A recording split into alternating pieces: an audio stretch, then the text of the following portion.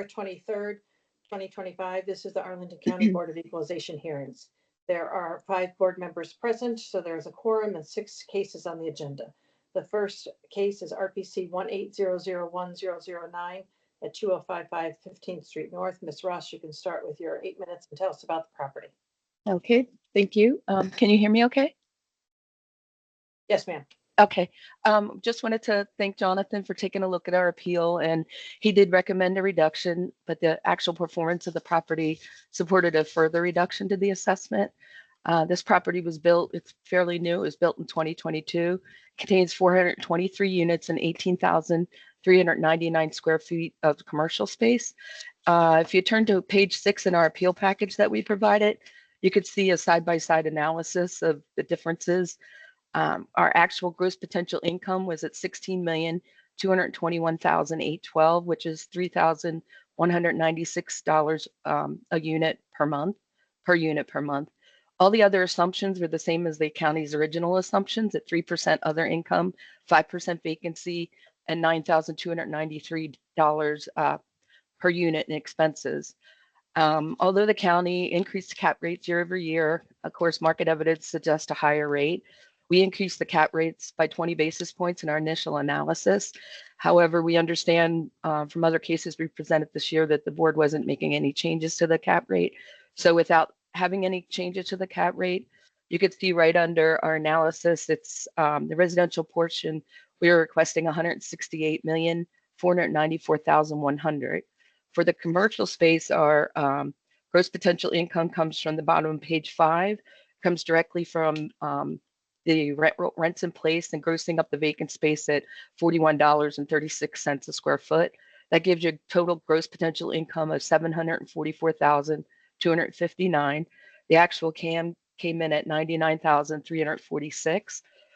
We use 20% for vacancy because that's the actual vacancy at the property, as 3,766 square feet is still vacant. The expenses were from the 2025 guidelines at 16%.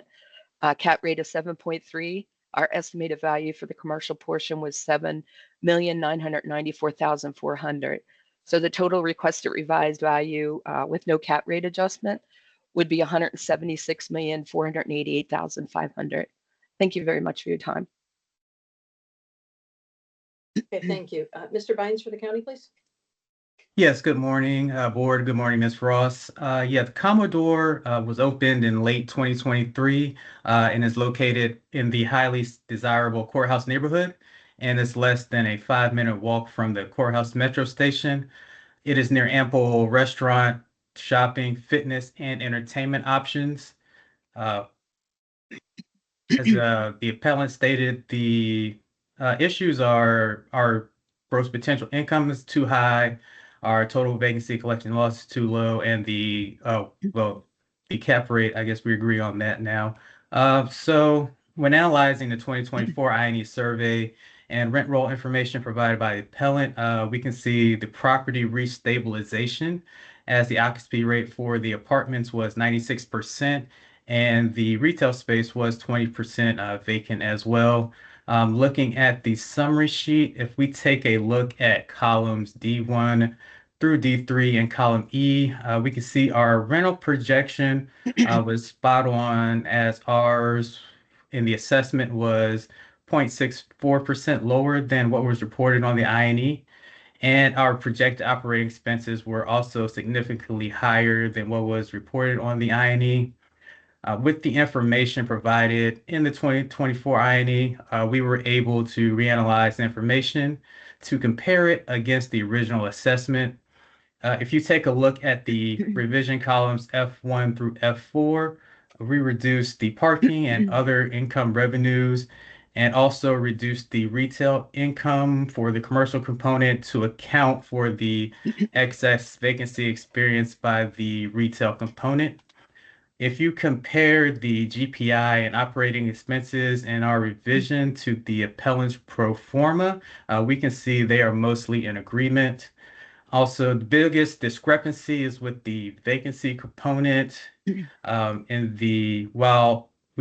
revision, we use a standard 5% vacancy for the high-rise apartments and the standard 6% vacancy for the retail component, while the pro forma used a 21.76% vacancy rate for the apartments, and it looks like 17.64%, or it could be 20% for the, excuse me, it's 20% for the retail component. Let's see here. Now, this is despite this with the apartments, this is despite the occupancy rate as of January 1 for the apartments being 96%. So if you, with that, we recommend that the assessment be revised to $233,193,300. Thank you. Okay, thank you both. Okay, questions from board members? No? Okay, Mr. Vines, if you have any final comments in your minute to wrap up? Yes, again, based on the revision, the county and the appellant mostly agree on most of the components of the assessment. The biggest disagreement was with the vacancy and collection loss rate. Again, the Commodore was able to reach stabilization with a 96% occupancy rate as of January 1. This shows there is a high consumer demand for the property, and we recommend the assessment be revised to $233,193,300. Thank you. Okay, thank you. And Ms. Ross, if you take a minute to wrap up, please. Sure. I just wanted to mention one thing. I do not agree with the cap rate. I just know that I'm not going to win a cap rate argument at board from past cases. The only other thing I would like to mention is that the calendar year in 2024 NOI was 7.2 million. Our analysis has it at 9.9 million, and the county's revised NOI was 12.4. One other thing is that when they did their revised value, for some reason they dropped the expenses from 9,293,000, which is the guidelines, to 9,148,000. And that's all I have. Thank you. Okay, thank you both. All right, it's just among the board. Where's everybody?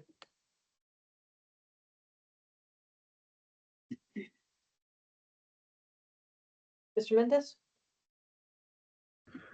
Yeah, looking at the county's revision and running through all the numbers, I think I'm okay with the revision. I think it was sufficient, so I don't really have much other than that. Mr. Hoffman? Yeah, I think this is the first year fully stabilized. And I think it's a pretty good take on where they're at in value. So I didn't have any reason to go further than the county's reduction. Okay, anything different, Mr. Yates or Penaranda? No, I'm okay with it. Yeah. I'm okay. I agree with somebody- what Greg said. Would somebody like to make a motion then? Sure. I'll move that we confirm the county's revised 2025 assessment at $233,193,300. Okay, do we have a Second. second? Mr. Hoffman is a second. All in favor? Aye. Opposed? Okay, it is unanimous. The county's revised number of 233,193,300 has been confirmed. Thank you both. Thank you. Thank you. Since this is my last case of the season, I wish everybody well and appreciate your time. Thank you. All right, thank you, Ms. Ross. Take care. Bye-bye. Best to you. Bye. Okay, next up, we have Mr. Peralta and Mr. Harmon. Okay, so we'll take care of the withdrawals first to make it a little simpler. So RPC 36001020 at 1919 South East. Mr. Harmon asked to withdraw this yesterday afternoon. I assume no objection, Mr. Peralta? No objection. Okay, so I'll move to accept the withdrawal. Do I have a second? Mr. Hoffman is a second. All in favor? Aye. Opposed? Okay, so that case is withdrawn. And then skipping down to the fourth case on the agenda, RPC 1800470 at 2200 Wilson Boulevard. That case was also asked to be withdrawn. Any objection, Mr. Peralta? No, Madam Chair. Okay, I'll move to accept the withdrawal. Do I have a second? Second that. Mr. Penaranda is a second. All in favor? Aye, opposed. Okay, so that is also withdrawn from the agenda. All right, that leaves Mr. Harmon's final case for today is RPC 1601204 on North Kent Street. Mr. Harmon, you can start with your 8 minutes and tell us about this property, sir. Yes, thank you, Madam Chairwoman, members of the board. Rob, good morning. 1777 North Kent. This is a 281,000 square foot office. It was built in 1980. As of the date of value, the property was 63% vacant, up from 60% vacant 1 year prior. So this property is one of the older buildings in the county with chronic high vacancy at or above 60% for each of the past 2 years. And this is in a market, Roslyn submarket, that has seen negative net absorption over each of the past 5 years. Since the date of value, vacancy has continued its upward march and is now at 70%. We see how this has impacted the property's bottom line. In 2024, NOI at the property decreased by 62% to just $3.85 million. This compares with the current assessment with an NOI at $6.56 million. To say this property is poorly situated in a poor performing market is an understatement. Again, 63% vacant as of the date of value, 60% vacant 1 year prior. NOI is just at 3.85 million. It's a 1980 build in a market that has seen negative net absorption over each of the past 5 years. It's going to struggle to lease up in the current market. Looking at the assessment's assumptions, there are a few variables that stand out as clearly wrong. First, the assessment and the test columns both utilize pass-through income that is drawn from, I can't tell if it's 2023, but it's definitely not 2024. The assessment and test both show total pass-through income of $411,500. How the county arrived at that, again, I'm not sure. 2024 pass-through, as you can see, was only $138,250. What the assessment and the test have done is essentially grow pass-through income by 300%. What that does is that treats this property in a non-equalized manner compared with its peers. In most properties, all the other ones that the board has seen this year, the county uses actual prior year pass-through income on the assessment and on the test. That's not the case here. Actual prior year was $138,250. The assessment and test both come in at $411,500. Next, the assessment assumes operating expenses of just $9 a foot. I don't think we've seen that on any of these Roslyn office properties that have been stabilized at 72% occupancy as the assessments assumed on this one, reporting just $9 a foot. This property at 63% vacancy last year reported $7 a foot in operating expenses. Now the assessment, as we're all aware, does make an upward adjustment to income to reflect a property that's only 28% vacant instead of the actual 63%. However, there's no such corresponding increase to expenses of the same magnitude that's been made to income. If we do account for expenses in the same manner that the assessment has grossed up income, we see that at 100% occupancy, the property would expect expenses of over $12.71 a foot. But if we back out the county's uniform vacancy allowance of 28% from that figure, we see that the stabilized operating expenses would be $11.31 a foot. This is in line with the market. This is in line. Sorry, somebody have a. This is in line with the market and what we've seen at neighboring properties, and this only makes sense if we're going to accept grossed up income that doesn't exist at the property. We should also gross up expenses to account for the greater use of the property. That's the logic behind grossing up income, right? It's hypothetical, non-existent tenants who have signed leases paying rent in the building. If they're paying rent, if they're in the building, if they're using it, they're of course going to incur higher expenses. They're going to be using the restrooms. They're going to have utilities. They're going to have trash collection. All these variable expenses are going to increase. It's only fair to increase expenses to the same magnitude that income's been increased as well. Third, the assessment imputes a cap rate of just 9.228%. To put this in context, the CoStar building, just a couple blocks away, sold last year at a cap rate of 9.36%. So the current assessment on this one, 1980 build, 63% vacant, 9.228. The sale cap rate on the CoStar building, couple blocks away, that property, fully occupied at the time of sale, with another 150,000 square feet ready to be leased, with a tenant ready to lease that, built in 2017 on one of the preeminent corners of the county, sold at a higher cap rate just last year of 9.36%. Contrast that with the subject property. Again, it's 63% vacant. It's much more vacant. It's much older. It's 37 years older than that CoStar building. Yet the county's chosen a cap rate that is below what that property sold at just last year. This is not in accordance with generally accepted appraisal practice. The county has provided zero evidence that this 63% vacant 1980 build is better positioned, is less risky than the CoStar building that was built in 2017 and was fully occupied at the time of sale. The cap rate does need an upward adjustment to account for the differences in quality between these two buildings and to account for the greater risk at the subject that comes with 63% vacancy. Now, the county guidelines for the difference in effective age between a 1990 building, as they've assigned this property, and a 2017 build, as the CoStar building is 90 basis points. Looking at the CoStar sale cap rate, that again was 9.36%, and adding the county's own effective age adjustment of 90 basis points gets to a cap rate of 10.13% before any adjustment is made to account for risk. Fourth, the assessment assumes tenant improvement cost of just $90 a foot. All of the vacant space at this property is either shell condition or second generation space that will need to be demoed and then rebuilt to current market standards in order to achieve the market rents that the assessments assumed.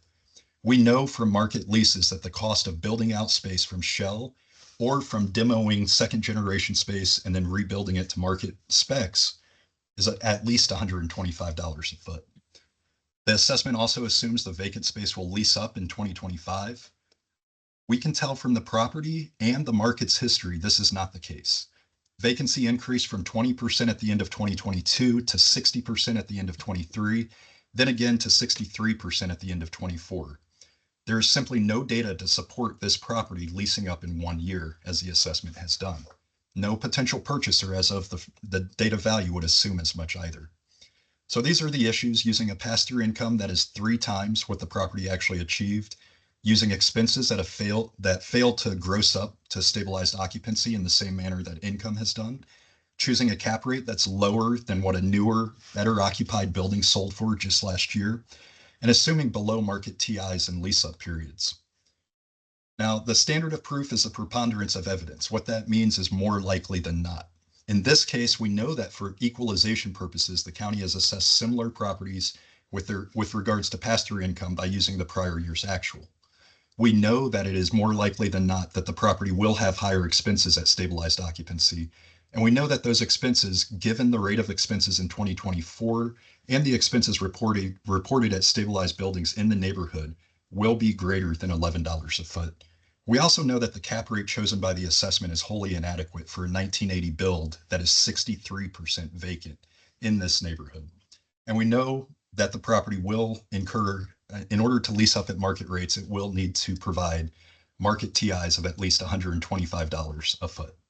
Now, just a final note, the county's reconstruction, again, double counts income on 10,000 square feet of space. So just be cautious if you're going to look at that column. Thank you. Okay, thank you. Before Mr. Peralta speaks, I just wanted to note that Mr. Hoffman has a conflict on this case and will not be voting on this, so it'll just be the 4 of us. So go ahead, Mr. Peralta, with your 8 minutes and tell us about the property. Great, thank you. 1777 North Kent. It's about 2 blocks away from the metro. And there was some recent renovations done to the property. Tenant-only conference center was completed in 2017. Renovations to the building's entry, lobby, and restrooms. And there's an introduction of a state-of-the-art fitness center on the plaza level. Just to give the board a background of this property. In looking at the original assessment, the county assessed more vacant space than what was reported last year. Actually, in 2023, the county has about 56,025 square feet vacant, or 60,204 square feet vacant based on the 2023 rent roll, which would equate to about 20% vacant. So I'm not sure where Mr. Harmon is looking at the 2023 figures as far as vacancy is concerned, but we have about 21% vacant for 2023, which was similar to the previous years, 2021, 2022, at 20%. The most current year that we find is closer to 60% that Mr. Harmon is stating. Again, that's in the 2024 calendar year.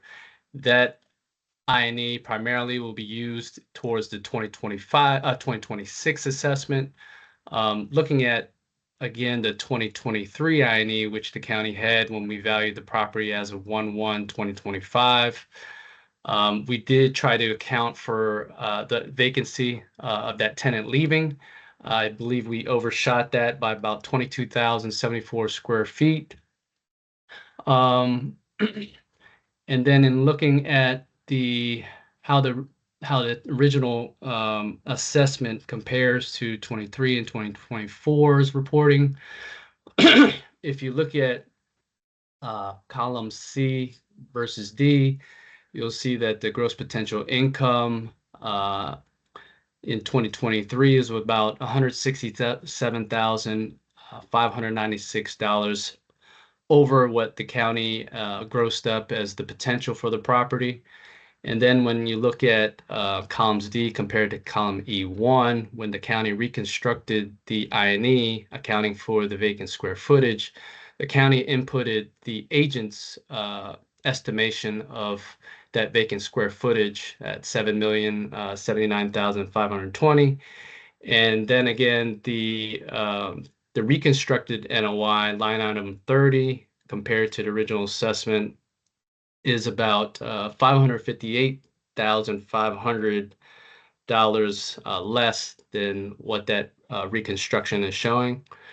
And then further, looking at the original assessment, the county estimated about 2.4 million higher, again, higher than what was reported in 2023. And then looking at the 2024 reporting of OpEx, the county is $1.50 more than what they reported there. Overall, I would like to point out that the below the line adjustment, the county actually allowed 121,427 square feet below the line at $41 a square foot. There was a typo there that wasn't corrected. So total rent loss, TIs, commissions, and vacancy above 100K, those figures are correct. The total excess vacancy below the line was 18,279,000. So that resulted in a value of 52,850,500. If you compare that to the county's reconstruction of the 2024 I&E, you'll see that, again, if you compare the overall NOI in the reconstructed column E1, and compare that to the original assessment NOI, there's a difference there about $859,646 in difference there. When looking at the test, I guess the county did just input the original, actually the appellant's numbers actually, whereas on a second look, I don't think I would have been as conservative. Looking at what was reported in the 2024 rent roll, the gross potential of the leases in place should have been closer to 5.4 million, almost exactly what is being reported in 2024 at 5,458,300. And then inputting, if you concentrate on column E1, inputting the parking income at 224, pretty much what we have depicted there in E1. Overall, that gross potential income again is about 558,500 more than what the original assessment has on the property. I believe that is all I have. We're open for questions. As far as cap rate's concerned, you heard the county's support for the cap rate. So we're welcome to, we're open for questions regarding that or anything else for that matter. So we do ask the board to confirm the original assessment at 52,850,500. Thank you. Okay, thank you both. Excuse me. Questions from board members? Mr. Mendez. Yeah, for Mr. Harmon, do you have anything? I remember there was one case this year where you had several pictures of floors that were completely in shell condition. But do you have anything else showing that the property's in shell condition or just anything else to support that? I do. So we did inspect this on August 3rd of 2023, Mr. Peralta and myself. And on that inspection, we verified that ninth floor is vacant shell, second floor vacant shell, 10th floor vacant shell, 11th floor had vacant shell, and then anything that wasn't vacant shell was prior tenant build out. And I believe this matches up with what's listed on CoStar for those spaces as well. Okay, Mr. Peralta, do you have anything different than that? I mean, that was 2023, a couple of years past that date right now. It's hard to speculate what could have happened, but I mean, yeah. When is the last time, Mr. Peralta, you inspected the property? Well, Mr. Harmon states 2023. I have to look at my notes to find, let me see.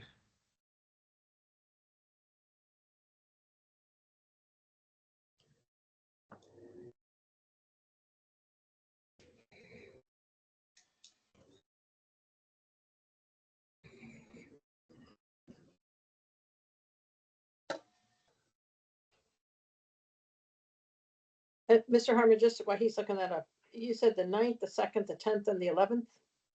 That's correct. Let me double I just check.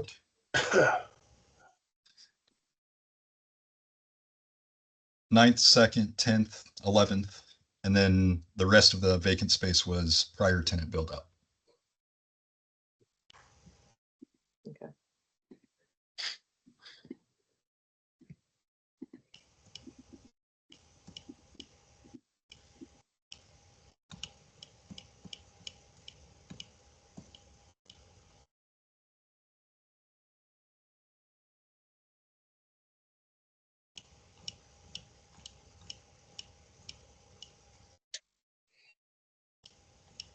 It'd be August 3rd of 2023, Mary.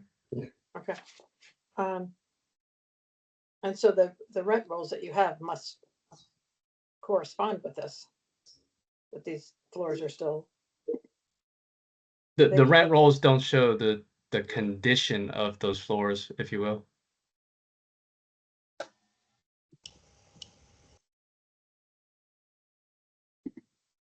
Okay, other questions? No. No? Okay. Mr. Peralta, if you take a minute to wrap up then. Absolutely. So if you take column E1, which is the reconstructed 2024 INE, with the inputs of the agent as far as the vacant square footage at 7,079,520, and you drill down all the way to what is believed to be the gross potential of the property, 7.4 million. And even then, I did make a test last night to determine, even with that figure at $115 per square foot for those leases, for those floors that were in shell condition, you still come up with a value of 58,557,623, which is much higher than what the original assessment has. So again, the original assessment had a higher vacant square footage of about 22,074 square feet in the original assessment. So with that, we ask that the board confirm the original assessment at 52,850,500. Thank you. Okay, thank you. And Mr. Harmon, if you take a minute to wrap up, sir. Yes, thank you. So the county's reconstruction, as most of them do, double counts income. It counts income from tenants who were in the property in 2024 as occupied office. Those tenants then left. By the end of 2024, the county's reconstruction then counts it a second time as vacant office. So it does double count it. That's how it gets so high. Now, we heard Mr. Peralta say he made a mistake on the assessment with regards to vacancy, corrected that on the test column. So looking at the test column, we see that the county's imputed pass-through income of $411,000. That's not equalized with other properties in the county. This property only reported $138,000 in pass-through income in 2024. That's the figure that should be used on the test. The test column has expenses at $9 a foot. We haven't seen that in any of the RB corridor properties for stabilized buildings. Extrapolating from what this property reported at 63% vacant in 2024, we get above $11 a foot, which is in line with neighboring properties of this one. And finally, the cap rate. This property is 63% vacant.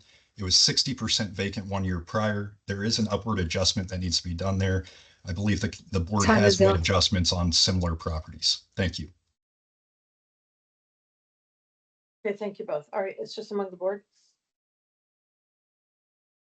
Where are folks on this?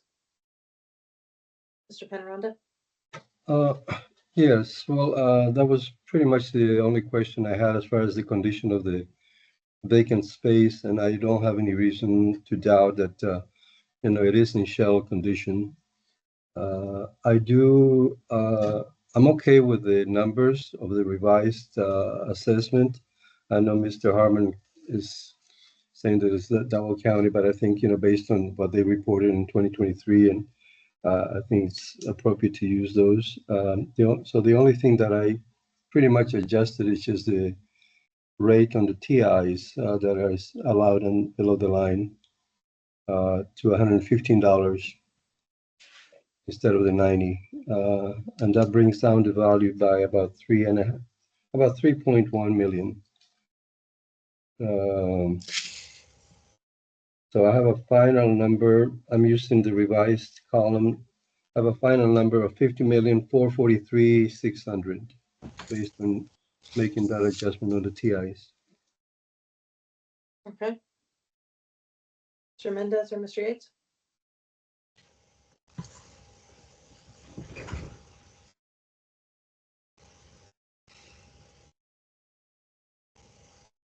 Sorry, I'm doing some math here. I agree. I think I would agree with applying a $115 per square foot number on the TI. It has been chronically vacant, and we have dropped the cap rate, or excuse me, bumped the cap rate in past cases. I know.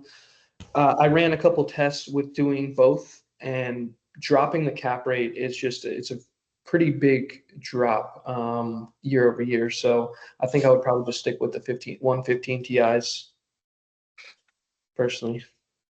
All right, Mr. Yates? I could go with that, the TI adjustment, but I looked at it. I was looking at where things balanced out between expenses and income and the vacancies.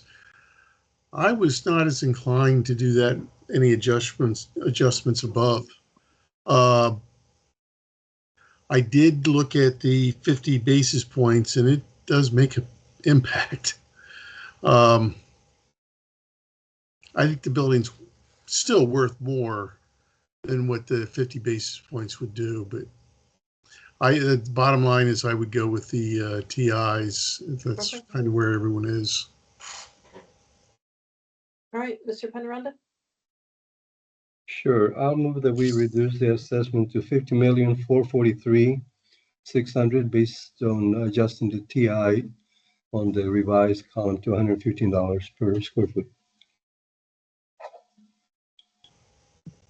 Okay, does have a second? Okay, Mr. Mendez, all in favor? Opposed? Okay, it is unanimous. The assessment is reduced to 50,443,600 based on increasing the TIs on the test column to $115 a square foot. Yes. Thank you all. Thank you both. Thank you. Okay, next do we have Ms. Shuttlesworth and Mr. Yanoni. Okay. Good morning. Good morning. Next case then is RPC, and we have Mr. Hoffman back. Yes. RPC 1701168 at 1919 Clarendon Boulevard. Mr. Yanoni, you can start with your 8 minutes and tell us about this property, sir. Thank you, Madam Chair. Good morning, everybody, and members of the board. The subject property is a Class A apartment building with 191 units built in 2014, known as 1919 Clarendon. However, it's really more so in the courthouse neighborhood. Starting on page 34 of 114 is the beginning of the appellant documentation. I'm going to start there. The current assessment of $97,933,200 we feel is too high, and our requested value with an adjusted cap rate is $83,155,000. Our calculation is on page 35 of 114. We make a couple adjustments to the county's approach to reflect the income and expense as submitted. So on page 2, you will see the first two adjustments we make are to the parking and other income. They're slightly different than the county's inputs. We maintain the 4% vacancy and collection loss and bump the expenses from 28% of effective gross income to 30%. That results in an NOI, including the retail component, of about $5.58 million, which was reflective of the income and expense as submitted, which is summarized on the following page, 36 of 114, if you're looking at the footer. The biggest adjustment we make to this, and I understand that the board has heard this ad nauseum this year, so I'll try to keep it brief, is to the base cap rate. The county is enrolling a base cap rate of 4.32%. We have used 5.25%, which we believe we've provided more than enough support on the following pages. Starting on page 37 of 114, we summarize a number of surveys and recent sales, as well as a band of investment calculation that conclude that 5.25% cap rate. And furthermore, on page 40 and 41, we do have some summaries of the county's historical cap rates compared to surveys. I think it's important to note PwC multifamily base cap rates have risen by almost 21% since 2022. However, the county has only raised their cap rates by just under 9% since then. I do understand that, this is an issue the board is not, it's a hard thing to equally adjust for. So we do understand that, there may not be movement there, but we do want to point out that that is a pretty large discrepancy. And we hope that in the future that there's some adjustment to those rates. The next adjustment we make is to the personal property being deducted below the line. So this property, of course, has appliances, gym, common area, items that contribute to the rents and the income that are achieved at the property. And so with that in mind, the income value does include the value of that property. I'm sorry if you get some sirens in the background. But so we deduct that amount to avoid double taxation as the property owner is already paying tax on that property separately. And we've included the personal property return on page 104 of 114, where you could see that amount was reported and paid taxes on. So we believe that amount should be deducted below the line. And that's how we get to our final total value with the commercial value uncontested at $83,155,000. And so kind of switching gears to the page 4 of 114, the county's test pages, they did remove some operating expenses that I believe they felt was more reflective of capital expenses. And so that does create a pretty big difference on the NOI. However, we do feel those expenses should be accounted for one way or another.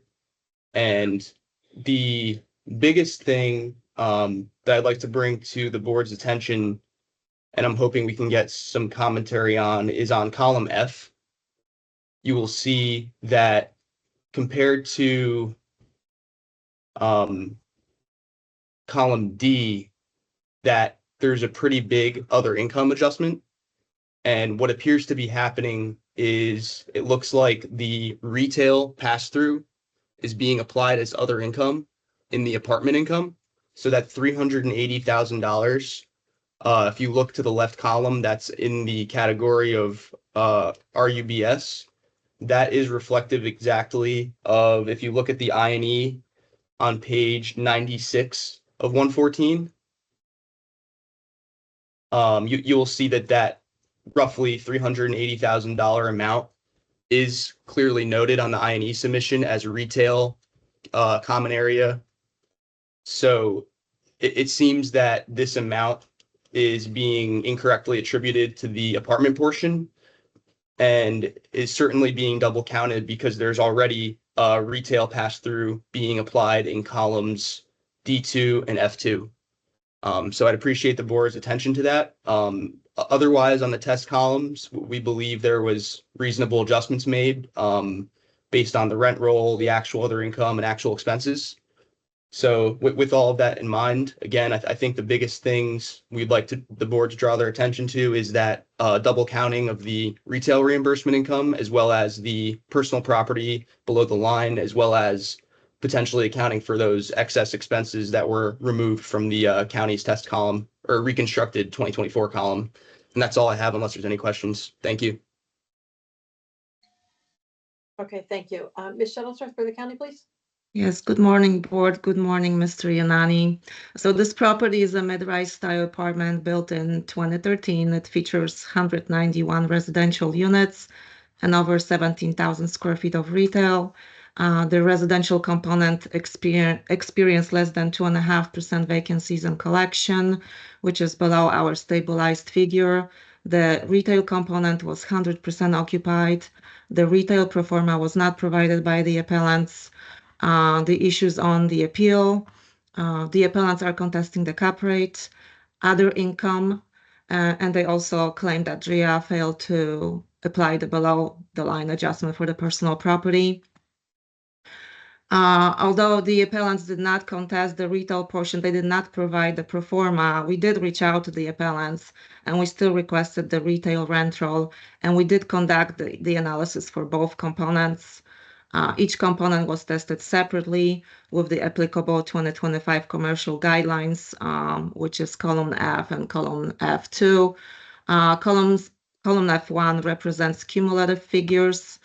The gross potential income and effective gross income that were used in 2025 valuation were below the 2024 figures reported by the appellants. Moving down to the expenses, the 2024 I&E information was reconstructed in column E1.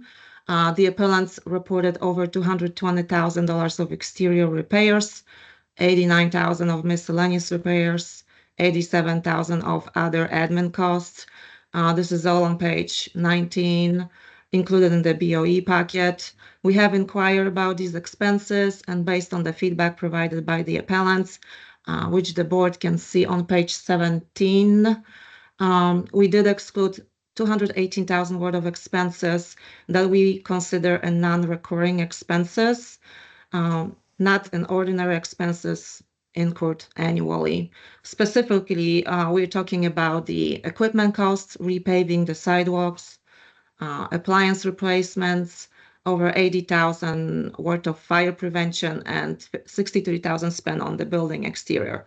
Now, I do want to point out that I did conduct another test where I imputed the 2024 expenses reported by the appellants, even though we know some of those are non-recurring. So even by imputing the expenses they reported, my tested values still turned out to be higher than the 2025 assessment. The appellants provided two comps, page 67. We do not believe these comps are representative of the subject property. The first comp on Columbus Street, this is an older property built in 1959, located further away from the metro. The second comp is located in Springfield, totally different market, also built in 1978. The appellants are deducting $129,000 for personal property, claiming they are being double taxed. Last week we had another case with this kind of below the line adjustment. Just as I stated last week, there is no double taxation. all the appellants have opportunity to deduct for business tangible tax in the INE survey form. This is line 35. Everybody has opportunity to take that deduction on the INE survey.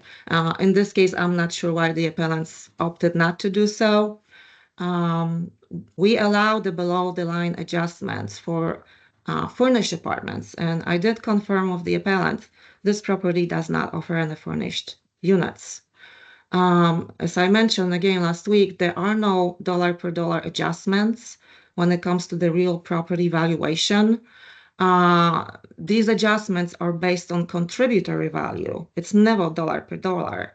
And we're able to establish the contributory value of furnished units by comparing the rental rates to those unfurnished units.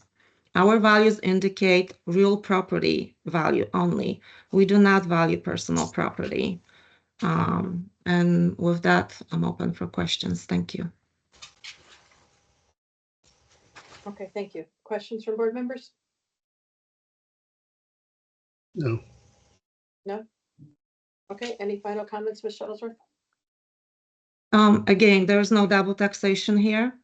Line item 35 on INE survey allows deduction for business tangible tax.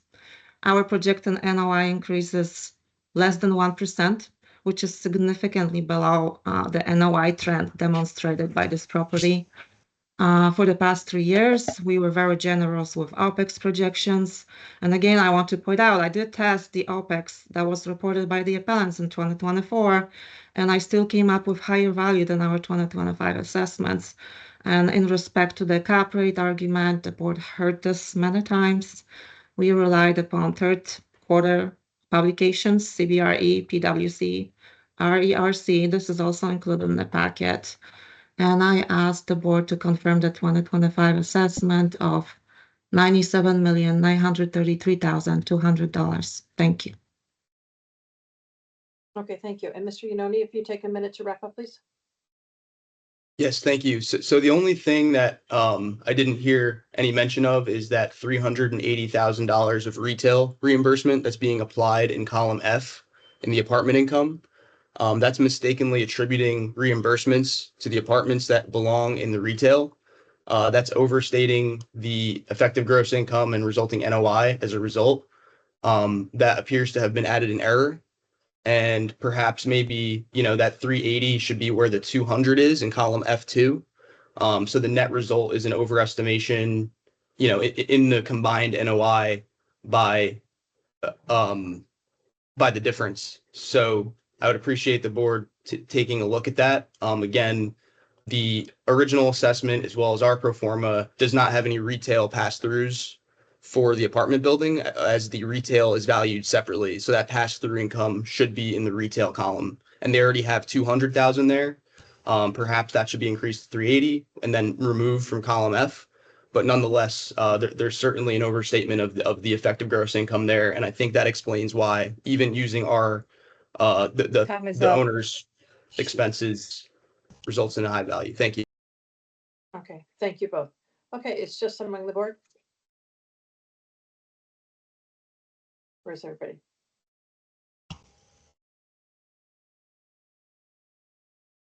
Mr. Penaranda? Yes, I think I probably would have been more inclined to take a closer look at those ROBs. But, when the information is requested, I think they should provide. And, we don't have any information in the retail, so I don't have anything to really say, oh, yeah, this is incorrect. So we don't have that information.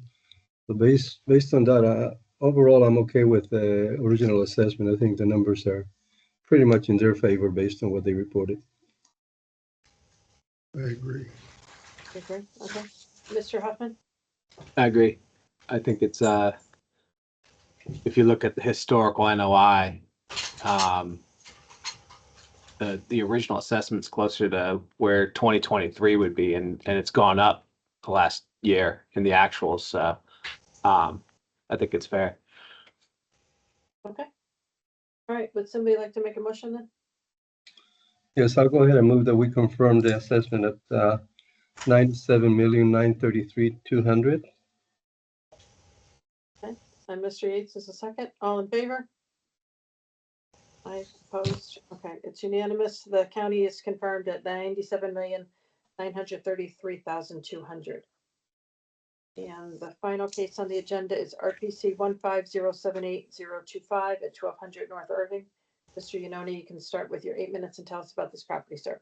Thank you. So the subject property is another Class A apartment building known as the Beacon Clarendon. It has 187 units and was built in 2014. Starting on page 45 of 128 is where the appellant documentation begins. The current assessment is $86,168,800, and our request is $72,593,000. On page 2 of 84 is, or I'm sorry, 46 of 128 is where we have the calculation for our requested value. We've made similar adjustments as the last case. We adjusted the other income, which I believe actually was a net increase from the county's original. We've adjusted the expenses from 33% of EGI to 35%, resulting in a NOI of about 4.3 million, which when combined with the retail component, we believe better reflects the income and expense as submitted.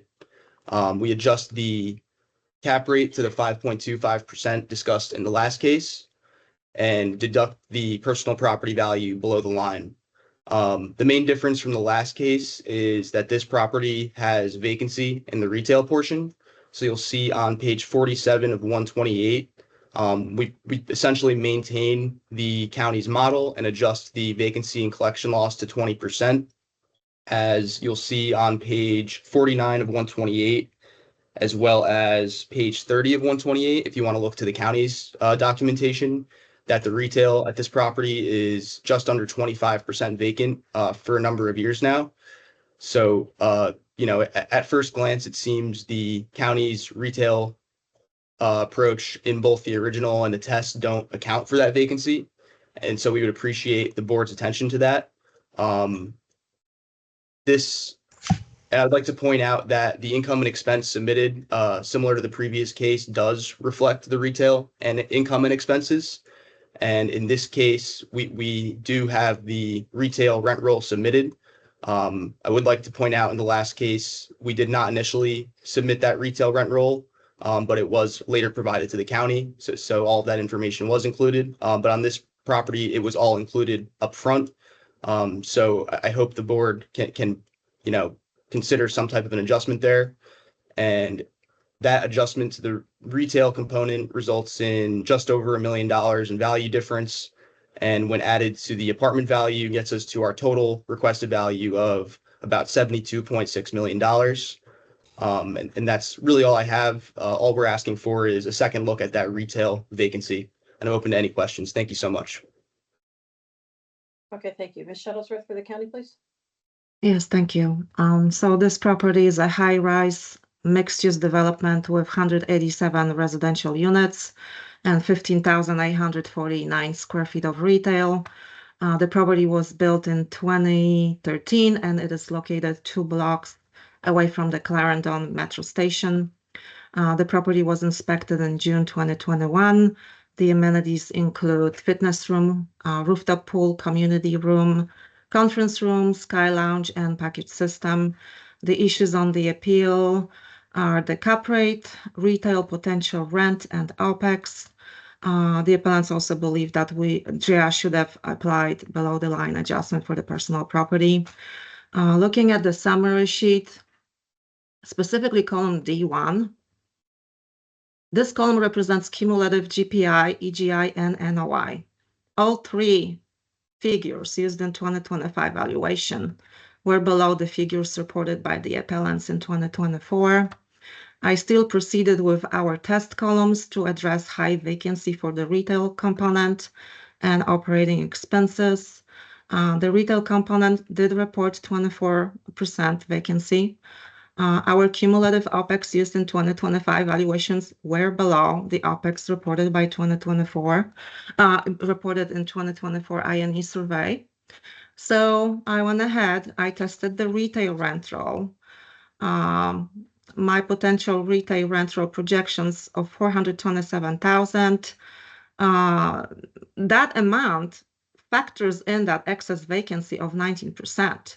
And the board is more than welcome to see my calculations, how I arrive with this number. This is page 30 in the BOE packet. Our tested pass-through of 226,000 is also supported by the rent roll provided. Then I went ahead and I addressed the OPEX by increasing it from 31% to 32.5%. Our cumulative tested OPEX is actually higher than the OPEX projected by the appellants in their pro forma. Our cumulative NOI test shows only a modest 0.13% increase. This is the bottom of column F1. 2024 reported NOI shows a 9% increase. And again, if I increase the OPEX even further, my projected NOI would show a decline, which is contradictory with the history at this property. The three comparables provided by the appellants are not representative of the subject. Again, 955 South Columbus Street is an older apartment building built in 1959. Then we have 1459 North Beauregard and 8525 Berlin Wood. These are located outside of Arlington County. One is in Alexandria, one is in Springfield. And they're also much older than the subject property. And again, I just addressed the personal property deduction. The appellants have opportunity each year to deduct business tangible expenses. So they're more than welcome to do that. There's no double taxation. Thank you. I'm open for questions. Okay, thank you both. Questions from board members? No. Mary? Yep, I'm sorry, Mr. Hoffman. Yeah, just for the appellant, it looks like from the rent roll, there's like one space that's been vacant on the retail. Can you kind of describe where that's located in the building? Is that like a street frontage? Like, what's wrong with it? It seems like there's always like a vacancy in that building. Yeah, I believe it's the space that's on Irving Street. It's kind of the side street on the Okay. backside of Liberty Tavern. So if you kind of go on the street view, it wraps around. It's not on like the what maybe you'd call the main road, kind of towards Clarendon. It's Yep. off on the side, and you'll see on the Google Street View as of March 2025 that suite has like not boarded up, but the windows are blocked. When was the last time there was a tenant paying rent in that space? I'm honestly not sure. Not in the past number of years for sure. Okay. All right, thanks. Okay, any other questions? Okay, Ms. Shuttlesworth, if you take a minute to wrap up then. Yes, thank you. So again, our cumulative GPI, EGI, and NOI used in 2025 valuation were below the 2024 figures reported by the appellants, all three of them. Even after considering 19% excess vacancy for the retail, testing lower retail rent, and testing higher operating expenses, our tested combined value exceeds the 2025 assessments. I ask the board to confirm the 2025 assessment of $86,168,800. Thank you. Okay, thank you. Mr. Iannone, if you take a minute to wrap up, please. Nothing to add at this time. Thank you. Okay, all right, it's just among the board. Where's everybody? Mr. Mendez. Yeah, I have no problem with the assessment. It's only marginally up, not even really a full percentage point. And NOI looks like it's up, almost 9%. So I'm totally okay with it. Yeah, I thought the same thing. Anybody else, Mr. Hoffman? Yeah, I mean, retail is very much secondary to the value of this property, and I think the numbers supported literally just by the apartments. It does struggle that one side street space. So maybe in the future, if we get to where we're at the upper end of the assessment, just look at that. Maybe it takes a discount on the rent that's used in the calculation. But otherwise, I think the county's number's good. Okay, anything different, Mr. Penaranda or Yates? No. Okay, all right, then I'm gonna move to confirm the county at 86,168,800. Do I have a second? Mr. Mendez? All in favor? Okay. Mr. Penaranda? I'm okay. Aye, okay, and Sorry opposed about that. is none. It's unanimous. The county's confirmed at 86,168,800. Thank you both. very much. Okay, Thanks, that everybody. completes the calendar for today. Does anybody have any additional business? I don't believe, Rosa, you can confirm, there's no cancellations as of now for tomorrow, correct? That's Is that- correct.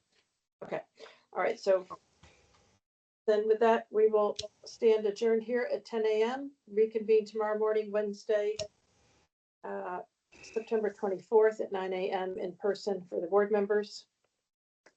Thank you, and we will see everybody then.